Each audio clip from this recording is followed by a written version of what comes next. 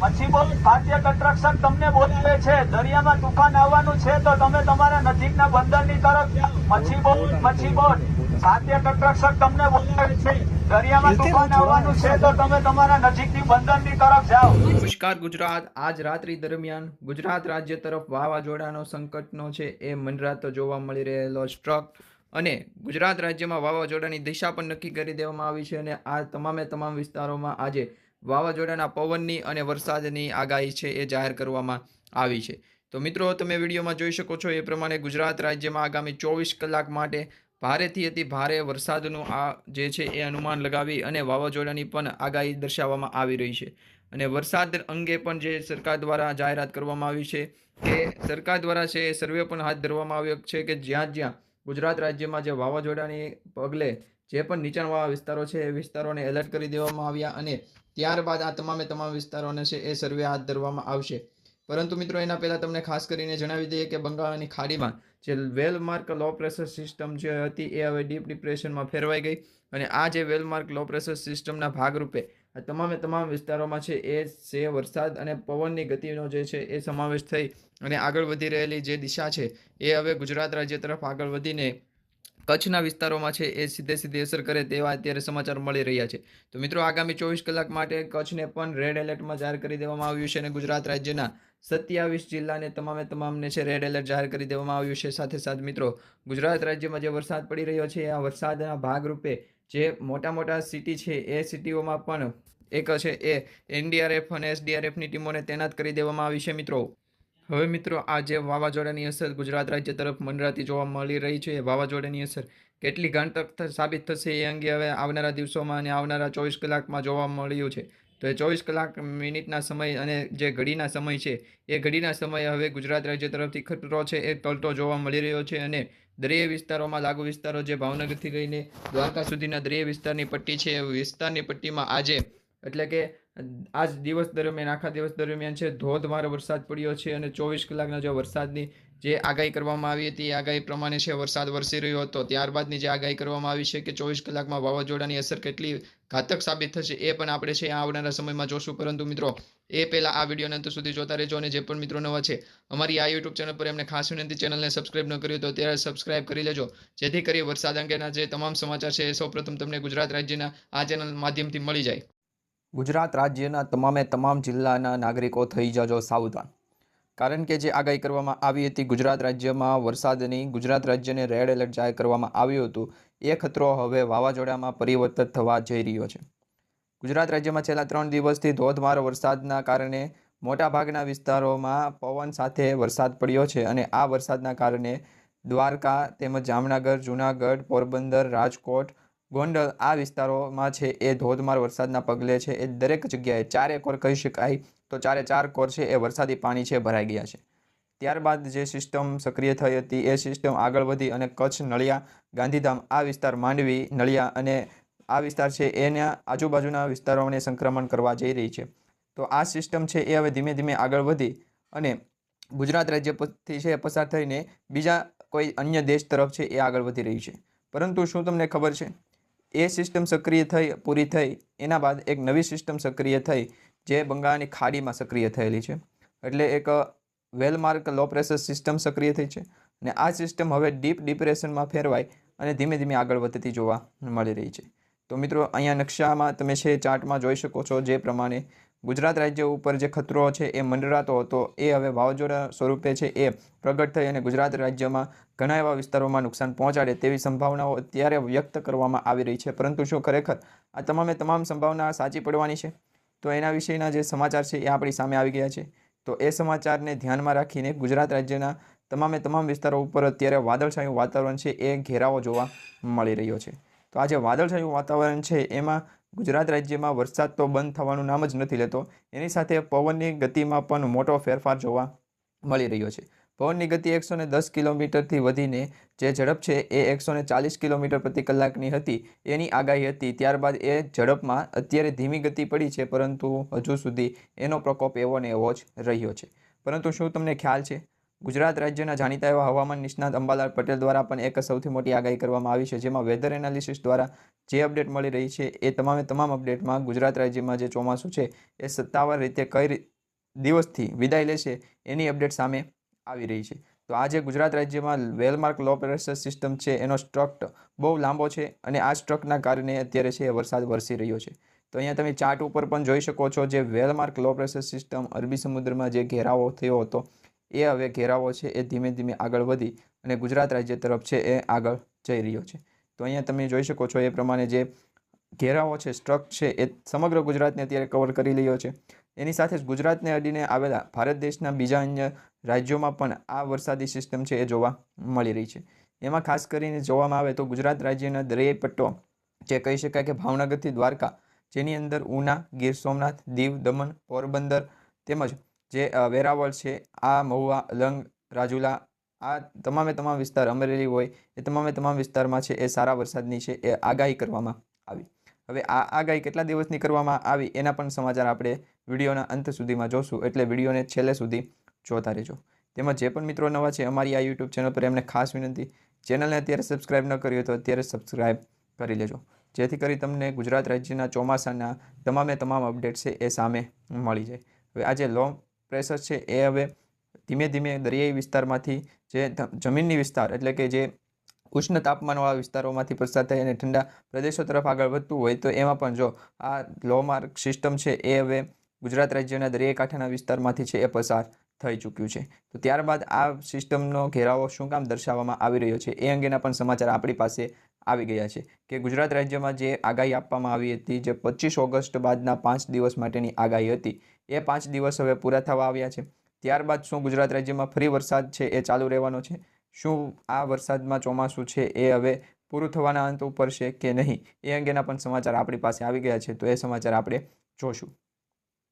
તે પહેલાં મિત્રો, ગુજરાતમાં હવામાન વિભાગની જે નવી આગાહી છે સામે આવી રહી છે, જેમાં સૌરાષ્ટ્ર અને કચ્છમાં ક્યારે બંધ થશે વરસાદ અને કેટલા દિવસ સુધી હજુ વરસાદ છે અતિ ભારે વરસાદની શક્યતાઓ દર્શાવવામાં આવી છે. એ પ્રશ્ન હર કોઈના મગજમાં અત્યારે ફરી રહ્યો છે, એટલે કે હર કોઈના મનમાં અત્યારે આ એક પ્રશ્ન ચાલી રહ્યો છે કે ગુજરાત રાજ્યમાં જે ચોમાસું છે એ વિદાય ક્યારે લેશે. હવામાન વિભાગ દ્વારા ફરીથી એક નવી આગાહી આપવામાં આવી છે, જેમાં સૌરાષ્ટ્ર અને કચ્છમાં ચોમાસું અથવા તો વરસાદ ક્યારે બંધ થશે, કેટલા દિવસ સુધીની અતિ ભારે શક્યતાઓ છે, એ અંગેનો પ્રશ્ન જેના મનમાં પણ ચાલી રહ્યો છે એના માટેનો આ પ્રશ્નનો જવાબ હવે તમને મળી જશે. એમાં ખાસ કરીને હાલ ગુજરાતમાં અનેક વિસ્તારોમાં ભારેથી અતિ ભારે વરસાદ પડી રહ્યો છે. સૌપ્રથમ મધ્ય અને પૂર્વ તથા દક્ષિણ ગુજરાતમાં અત્યંત ભારે વરસાદ બાદ હવે સૌરાષ્ટ્ર અને કચ્છના જિલ્લાઓમાં અતિ ભારેથી વરસાદની શક્યતાઓ છે એ પ્રમાણે વરસાદ પડી પણ રહ્યો છે. તો શું એવી પણ શક્યતાઓ દર્શાવવામાં આવશે કે હાલ જે ડીપ ડિપ્રેશન જે મજબૂત થઈ રહ્યા છે એકની સિસ્ટમ કયા સ્ટ્રક ઉપર આગળ વધી રહી છે? કારણ કે મિત્રો, જે પણ deep depression low pressure system હોય છે એના ભાગરૂપે વરસાદનું અનુમાન લગાવવામાં આવતું હોય છે. હવામાન વિભાગ દ્વારા પણ એ આગાહી કરવામાં આવતી હોય છે. તો હવામાન વિભાગે કરેલી આગાહી પ્રમાણે હાલ ડીપ ડિપ્રેશન એટલે કે વરસાદની મજબૂત સિસ્ટમ છે એ કચ્છ પરથી આગળ વધીને આગળ જઈ રહી છે. તો આ સિસ્ટમ છે 29 ઓગસ્ટ સુધી ગુજરાત ઉપર રહેશે અને ત્યારબાદ આગળ વધીને પાકિસ્તાન અને તેની પાસેના અરબી સમુદ્ર પર જતી રહેશે. હવામાન વિભાગ દ્વારા એ પણ કહેવામાં આવ્યું છે કે આ સિસ્ટમ જ્યાં સુધી ગુજરાત પર છે ત્યાં સુધી નબળી પડે તેવી શક્યતા દેખાતી નથી. એટલે મિત્રો, હાલમાં તો ગુજરાતના સમગ્ર જિલ્લાઓમાં છે એ વરસાદી પાણી ફરી વળ્યું છે, પરંતુ એ સિસ્ટમ જ્યાં સુધી ગુજરાત રાજ્ય ઉપર છે તો એ ધીમી પડવાનું નામ લેતી નથી. એ ઉપરાંત વરસાદની સાથે કેટલાક વિસ્તારોમાં હજી પણ પવનની ગતિ થોડી વધારે રહેવાની પણ શક્યતાઓ દર્શાવવામાં આવી રહી છે. તો આ જે સિસ્ટમ છે એ કચ્છના રાપરથી આગળ વધીને નલિયાની પાસે પાકિસ્તાન તરફ જશે. હાલ તેની અસર સૌરાષ્ટ્ર ઉપર સૌથી વધારે થવાની શક્યતાઓ દેખાઈ રહી છે. તો હવામાન વિભાગના કહેવા પ્રમાણે સિસ્ટમ ધીમે ધીમે આગળ વધી રહી છે, જેના કારણે રાજ્યમાં તેની અસર ખૂબ જ વધારે વર્તાઈ રહી છે. અને ત્યારબાદ જે આ સિસ્ટમ છે એ ગુજરાત રાજ્ય પર કેટલા દિવસ રહેશે એ અંગેના પણ અપડેટ સામે આવી.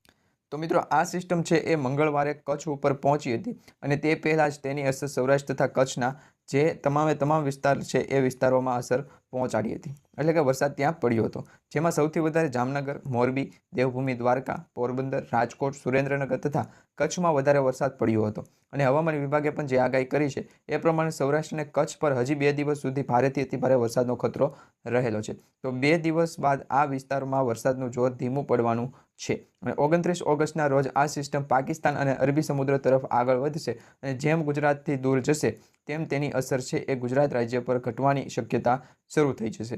એટલે કે મિત્રો 29 ઓગસ્ટ બાદ છે આ સિસ્ટમ છે પાકિસ્તાન અને અરબી સમુદ્ર તરફ આગળ વધશે.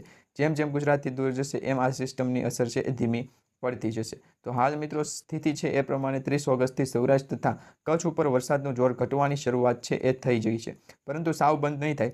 જે બાદ 31 ઓગસ્ટ સુધી હવામાન વિભાગે આ વિસ્તારોમાં ભારેથી અતિભારે વરસાદની આગાહી પણ દર્શાવી છે. જો કે પૂર જેવી સ્થિતિ તેમાંથી 30 ઓગસ્ટ સુધી રાહત પણ મળવાની શક્યતા શરૂઆત થઈ ગઈ છે.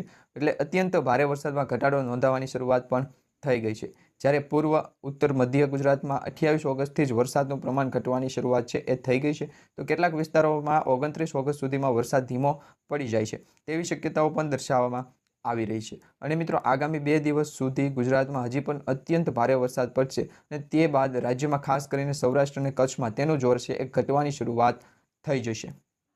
તો મિત્રો આ સિસ્ટમ જે આગળ વધી રહી છે એ સમગ્ર ગુજરાતને જ અસર કરશે એવું અત્યારે દર્શાવવામાં આવી રહ્યું છે, એટલે કે એવું અત્યારે દેખાઈ રહ્યું છે. પરંતુ શું તમને ખરેખર એવું લાગે છે કે હવામાન વિભાગ દ્વારા તેમજ ગુજરાતના જાણીતા એવા હવામાન શાસ્ત્રી અંબાલાલ પટેલ અને પરેશભાઈ ગોસ્વામી દ્વારા જે પણ આગાહીઓ કરવામાં આવે છે એ કેટલા ટકા સાચી પડે? તો મિત્રો તમને એ પણ જણાવી દઈએ કે એ લગભગ 70થી 80% સુધીની છે એ આગાહી સાચી પડતી હોય એવું અત્યારે આપણે માની શકાય. કારણ કે થોડા દિવસો પહેલાં અંબાલાલ પટેલ દ્વારા અને ગુજરાત રાજ્યના જાણીતા એવા હવામાન નિષ્ણાત જે છે એ અને પરેશભાઈ ગોસ્વામી દ્વારા તેમજ હવામાન વિભાગ દ્વારા પણ IMD દ્વારા પણ આ એક અંગે અપડેટ આપવામાં આવી હતી, જેમાં 25 ઓગસ્ટથી ગુજરાત રાજ્યના સમગ્ર વિસ્તારમાં છે એ ધોધમાર વરસાદ પડવાની શક્યતા દર્શાવવામાં આવી હતી, એટલે કે આગાહી કરવામાં આવી હતી. જેના ભાગરૂપે છે એ આ વિસ્તારોમાં તમામ વિસ્તારોમાં છે સારા એવા વરસાદની પણ શરૂઆત થઈ ગઈ હતી 25 ઓગસ્ટથી.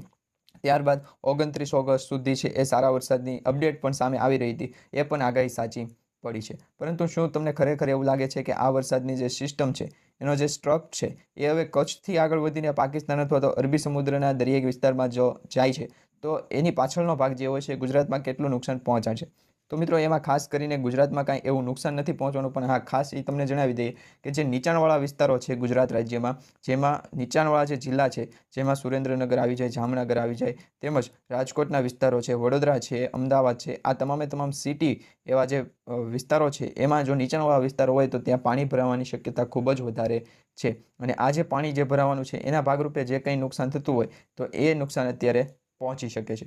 તો આ નુકસાનીમાં પણ ઘણા એવા વિસ્તારો છે કે જ્યાં રાહત દરે છે પેકેજ પણ જાહેર કરવામાં આવી શકે છે, અથવા તો કહી શકાય કે SDRF અને NDRFની જે ટીમ હોય છે એ ટીમો દ્વારા પણ છે એ પેકેજ છે એ પહોંચાડવામાં આવે અને જે પણ નુકસાન થયું હશે એ નુકસાનનું છે એ ભરણ પોષણ પણ થઈ શકે એવું એક સરકાર દ્વારા છે એ ફરી એક યોજના પણ બહાર પાડવામાં આવે એવી આશાઓ અત્યારે દરેક લોકોના મનમાં રહેલી છે. કારણ કે મિત્રો ગુજરાત રાજ્યમાં જે અનિશ્ચિતતા એવો વરસાદ છે, જે ચોમાસાની સિઝન બાદનો જે વરસાદ છે એ વરસાદ અત્યારે વરસી રહ્યો છે અને એ વરસાદનો ભાગરૂપે નુકસાન પણ છે એ થવું સ્વાભિમાન છે.